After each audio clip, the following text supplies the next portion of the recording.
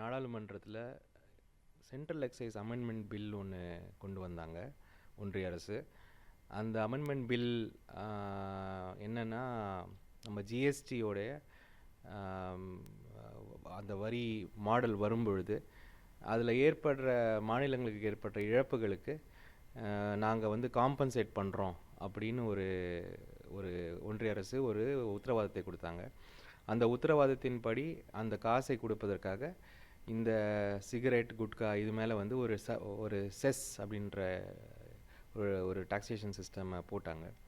அந்த செஸ்ஸை கலெக்ட் பண்ணி நமக்கு இந்த காம்பன்சேஷன் கொடுத்துட்ருந்தாங்க.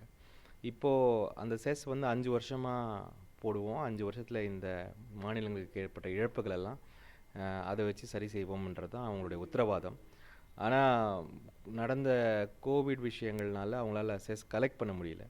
அப்போது இன்னும் ஒரு 3 வருஷம் இந்த செஸ்ஸை கலெக்ட் பண்ணி நம்ம இந்த காம்பன்சேஷனை கொடுக்குறோம் அப்படின்னு சொன்னாங்க. அப்போது 8 வருஷம், 5 + 3 வருஷங்கள். அப்படி பண்ணும்பொழுது அதுக்கு முதல்ல என்ன சொன்னாங்கன்னா, மாநிலங்கள் நீங்கள் வந்து லோன் வாங்கி எங்கேயாவது நீங்கள் யூஸ் பண்ணிக்கோங்க, நாங்கள் அப்புறமா அதை கொடுக்குறோன்னு சொல்லும்பொழுது மாநிலங்கள் ஒத்துக்கலை. மாநிலங்கள் வந்து எந்த லோன் எங்களால் வாங்க முடியாது, நீங்கள் வாங்கி கொடுங்க அப்படின்னு சொன்னபோது சென்ட்ரல் கவர்மெண்ட், அதாவது ஒன்றிய அரசு வந்து இந்த லோனை வெளியிலேருந்து வாங்கி நமக்கு அந்த இழப்பீடுகளுக்காக கொடுத்தாங்க. இப்போ அந்த லோன் அடைஞ்சிருச்சு. இப்போ இந்த செஸ்ஸை வந்து வேறு விதமாக வேறு ஒரு புது பில் மூலமாக நாங்கள் போட போகிறோம். அதாவது ஹெல்த் செக்யூரிட்டி நேஷ்னல் செக்யூரிட்டின்னு ஒரு புது பில்லை கொண்டு வந்திருக்காங்க. இந்த விவாதம் நடக்கும் பொழுது நான் வந்து நாடாளுமன்றத்தில் இந்த விஷயத்தை பாயிண்ட் அவுட் பண்ணேன். அப்போது பேசி முடித்ததுக்கப்புறம்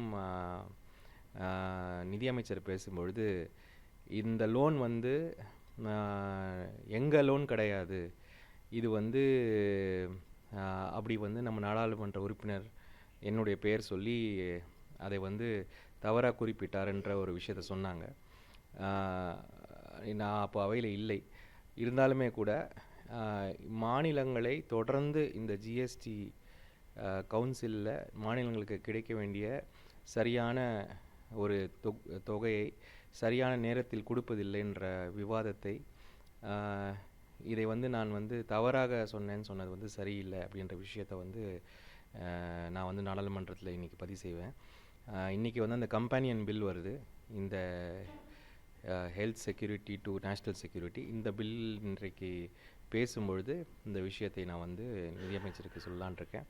அப்படி வந்து ஒரு நாடாளுமன்ற உறுப்பினர் ஒரு கேள்விகளை கேட்கும்பொழுது அதை தவறாக குறிப்பிடுகிறார், இல்லை அவர் வந்து உண்மைக்கு புறம்பான விஷயங்களை சொல்கிறாரு, இல்லை பொய் சொல்கிறார் அப்படின்னு சொல்கிறது வந்து நாடாளுமன்ற நடைமுறையில் அது சரியான வழக்கம் அல்ல. அதை நான் இன்றைக்கி வந்து நிதியமைச்சருக்கு கண்டிப்பாக என்னுடைய உரை நடக்கும் பொழுது அதை நான் சுட்டி காட்டுவேன்.